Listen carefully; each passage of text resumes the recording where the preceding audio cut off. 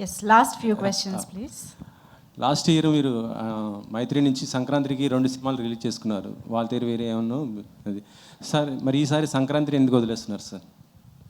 ఇప్పుడు మా అజిత్ గారి సినిమా ఉండొచ్చండి, ఇంకా అది ఇంకా ఎట్ టు డిసైడ్ డేటు ఏమన్నా. ఇంకా అదే తెలిస్తే సంక్రాంతికే ఉంటుందండి, ఎందుకంటే తమిళ్లో అది అప్పుడు వస్తే కనుక ఇంకా ప్యారలల్ ఇక్కడ కూడా చేయాలి కాబట్టి ఇక్కడ కూడా. మొన్న చెన్నైలో చిన్న దేవిశ్రీ గారు అలా కామెంట్ చేయడం ఏమనుకుంటారు సార్? రాబిన్ ఇక్కడ వెనకాల దట్స్ ఓకే. అయితే దాని కూడా క్లారిటీ అండి.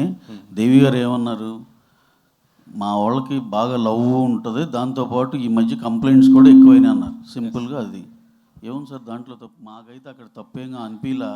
తర్వాత మీరు ఇచ్చిన ఈ ఆర్టికల్స్ చూసి ఇది అదేదో బొబ్బిలి బుల్లో డైలాగ్ తల్లికి చెల్లికి అందరికి ఆ టైప్లో మేమంతా ఫ్యామిలీ అండి.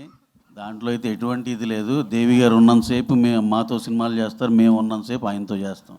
దాంట్లో that's what. Thank you. Hi అండి, దిస్ ఈజ్ రాణి. సో ఇక్కడ first of all the best for this movie. So ఇందులో కూడా చాలా డిఫరెంట్ క్యారెక్టర్స్ ప్లే చేశారు మీరు. శాంటా క్లాస్ ఒకటి అండ్ పంజాబీ క్యారెక్టర్ ఒకటి, అండ్ అలాగే రాజేంద్ర ప్రసాద్ గారితో మీ కాంబో చాలా బాగుంది. శాంటా క్లాస్లో కూడా చాలా స్మార్ట్గా కనిపిస్తున్నారు, చబ్బీగా కాకుండా. సో ఏ క్యారెక్టర్కి ఎక్కువ హోంవర్క్ చేశారు, ఏది కష్టం అనిపించింది, అండ్ ఏది చేసినప్పుడు మీరు బాగా ఎంజాయ్ చేశారు?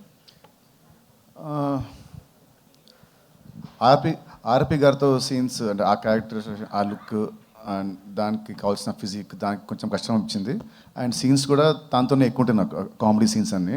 ఆర్పి గారు అంటే అతని టైమింగ్ నేను మ్యాచ్ చేయాలి, అతను నేను అండ్ కిషోర్, సో మా ముగ్గురి టైమింగ్ మ్యాచ్ చేయాలి అక్కడ. సో యాక్టింగ్ పరంగా అక్కడ కొంచెం కష్టం అనిపించింది.